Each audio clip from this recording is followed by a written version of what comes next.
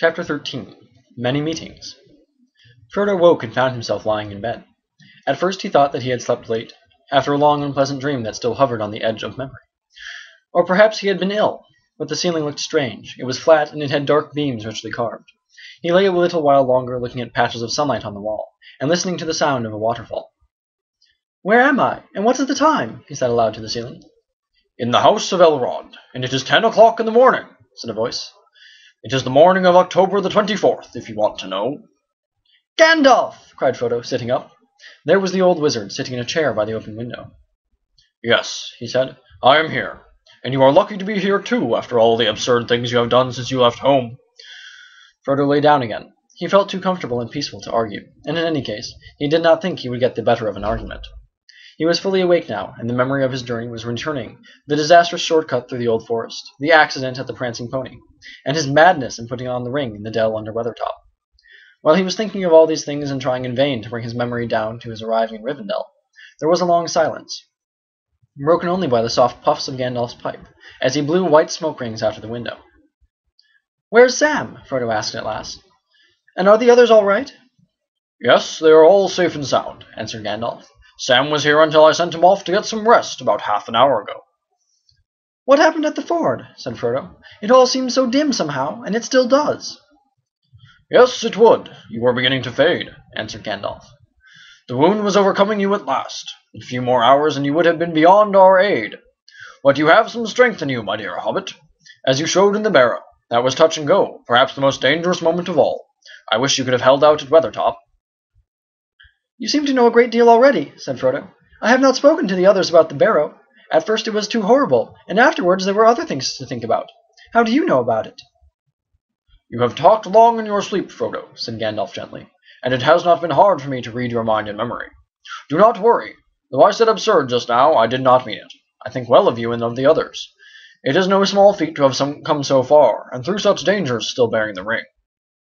"We should never have done it without Strider," said Frodo. "But we needed you. I did not know what to do without you." "I was delayed," said Gandalf, "and that nearly proved our ruin. But I am not yet sure. It may have been better so." "I wish you would tell me what happened." "All in good time. You are not supposed to talk or worry about anything today, by Elrond's orders." "But talking would stop me thinking and wondering, which are quite as tiring," said Frodo. "I am wide awake now, and I remember so many things that want explaining. Why were you delayed? You ought to tell me that, at least." "You will soon hear all you wish to know," said Gandalf. "We shall have a council as soon as you are well enough. At the moment I will only say that I was held captive." "You?" cried Frodo. "Yes, I, Gandalf the Grey," said the wizard solemnly. "There are many powers in the world for good or evil. Some are greater than I am. Against some I have not yet been measured. But my time is coming. The Morgul Lord and his Black Riders have come forth. War is preparing." "Then you knew of the riders already, before I met them?" "Yes, I knew of them. Indeed, I spoke of them once to you. For the Black Riders are the Ringwraiths, the 9 servants of the Lord of the Rings. But I did not know that they had arisen again, or I should have fled with you at once. I heard news of them only after I left you in June, but that story must wait. For the moment we have been saved from disaster by Aragorn."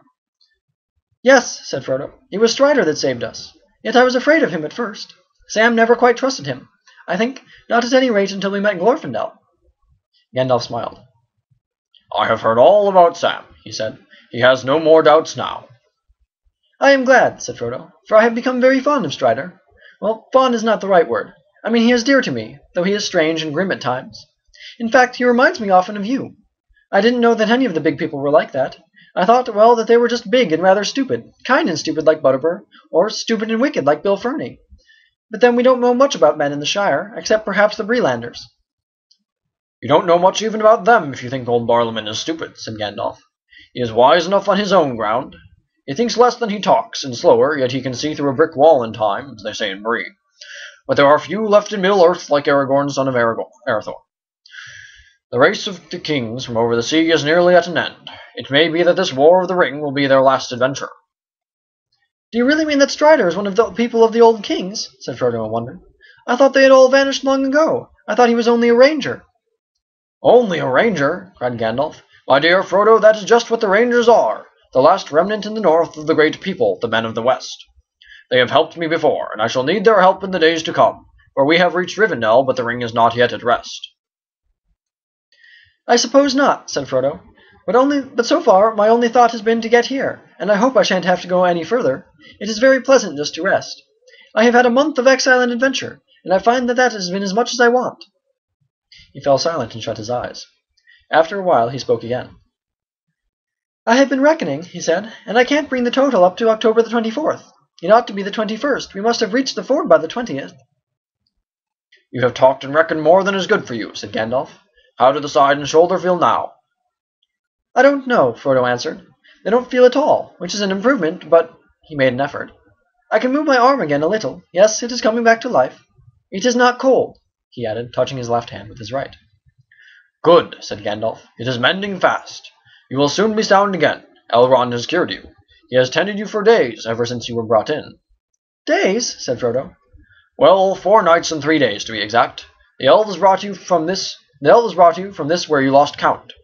We have been terribly anxious, and Sam has hardly left your side, day or night, except to run messages. Elrond is a master of healing, but the weapons of our enemy are deadly. To tell you the truth, I had very little hope, for I suspected that there was some fragment of the blade still in the closed wound. But it could not be found until last night. Then Elrond removed a splinter. It was deeply buried, and it was working inwards." Frodo shuddered, remembering the cruel knife with notched blade that had vanished in Strider's hands. "Don't be alarmed," said Gandalf. "It is gone now. It has been melted. And it seems that hobbits fade very reluctantly. I have known strong warriors of the big people who would quickly have been overcome by that splinter, which you bore for 17 days. "What would they have done to me?" asked Frodo. "What were the riders trying to do?" "They tried to pierce your heart with the Morgul knife which remains in the wound. If they had succeeded, you would have become like they are, only weaker and under their command. You would have become a wraith under the dominion of the Dark Lord, and he would have tormented you for trying to keep his ring, if any greater torment were possible than being robbed of it and seeing it on his hand." "Thank goodness I did not realize the horrible danger," said Frodo faintly. "I was mortally afraid, of course, but if I had known more, I should not have dared even to move. It is a marvel that I escaped." "Yes, fortune or fate have helped you," said Gandalf, "not to mention courage. For your heart was not touched, and only your shoulder was pierced, and that was because you resisted to the last. But it was a terribly narrow shave, so to speak. You were in gravest peril while you wore the ring, for then you were half in the wraith world yourself, and they might have seized you. You could see them, and they could see you." "I know," said Frodo. "They were terrible to behold, but why could we all see their horses?" "Because they are real horses, just as the black robes are real robes that they wear to give shape to their nothingness when they have dealings with the living." "Then why do these black horses endure such riders? All other animals are terrified when they draw near, even the elf horse of Glorfindel. The dogs howl and the geese scream at them." "Because these horses are born and bred to the service of the Dark Lord in Mordor. Not all his servants and chattel are wraith. There are orcs and trolls, there are wargs and werewolves. There have been, and still are, many men, warriors and kings, that walk alive under the sun, and yet are under his sway, and their number is growing daily." "What about Rivendell and the elves? Is Rivendell safe?" "Yes, at present, until all else is conquered. The elves may fear the Dark Lord, and they may fly before him, but never again will they listen to him or serve them. And here in Rivendell there live still some of his chief foes, the Elven-wise, lords of the Eldar from beyond the furthest seas. They do not fear the ring-wraiths, for those who have dwelt in the Blessed Realm live at once in both worlds, and against both the seen and the unseen they have great power." "I thought that I saw a white figure that shone and did not grow dim like the others. Was that Glorfindel, then?" "Yes, you saw him for a moment as he is upon the other side, one of the mighty of the Firstborn. He is an elf lord of a house of princes. Indeed, there is a power in Rivendell to withstand the might of Mordor for a while, and elsewhere other powers still dwell. There is power, too, of another kind in the Shire, but all such places will soon become islands under siege if the things go on as they are going. The Dark Lord is putting forth all his strength." "Still," he said, standing suddenly up and sticking out his chin, while his beard went stiff and straight like bristling wire, "we must keep our courage. You will soon be well if I do not talk you to death. You are in Rivendell, and you need not worry about anything for the present." "I haven't any courage to keep up," said Frodo, "but I am not worried at the moment. Just give me news of my friends and tell me the end of the affair at the ford, and as I keep on asking, and I shall be content for the present. After that I shall have another sleep, I think, but I shan't be able to close my eyes until you have finished the story for me." Gandalf moved his chair to the bedside and took a good look at Frodo. The color had come back to his face, and his eyes were clear, and fully awake and aware. He was smiling, and there seemed to be little wrong with him. But to the wizard's eye there was a faint change, just a hint, as it were, of transparency, about him, and especially about the left hand that lay outside upon the coverlet. "Still, that must be expected," said Gandalf to himself.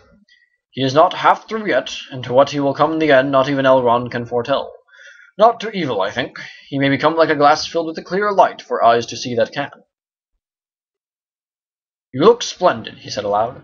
"I will risk a brief tale without consulting Elrond. But quite brief, mind you, and then you must sleep again. This is what happened as far as I can gather. The riders were made straight for you as soon as you fled. They did not need the guidance of their horses any longer. You had become visible to them, being already on the threshold of their world. And also the ring drew them. Your friends sprang aside off the road, or they would have been ridden down. They knew that nothing could save you if the white horse could not. The riders were too swift to overtake, and too many to oppose. On foot, even Glorfindel and Aragorn together could not withstand all the night at once. When the ringwraiths swept by, your friends ran up behind. Close to the ford there is a small hollow beside the road, masked by a few stunted trees. There they hastily kindled fire, for Glorfindel knew that a flood would come down if the riders tried to cross, and then he would have to deal with any that were left on his side of the river. The moment the flood appeared, he rushed out, followed by Aragorn and the others, with flaming brands. Caught between fire and water, and seeing an elf-lord revealed in his wrath, they were dismayed, and their horses were stricken with madness. 3 were carried away by the first assault of the flood. The others were now hurled into the water by their horses and overwhelmed. "And is that the end of the Black Riders?" asked Frodo. "No," said Gandalf. "Their horses must have perished, and without them they are crippled. But the ringwraiths themselves cannot be so easily destroyed. However, there is nothing more to fear from them at present. Your friends crossed after the flood had passed. They found you lying on your face at the top of the bank, with a broken sword under you. The horse was standing guard beside you.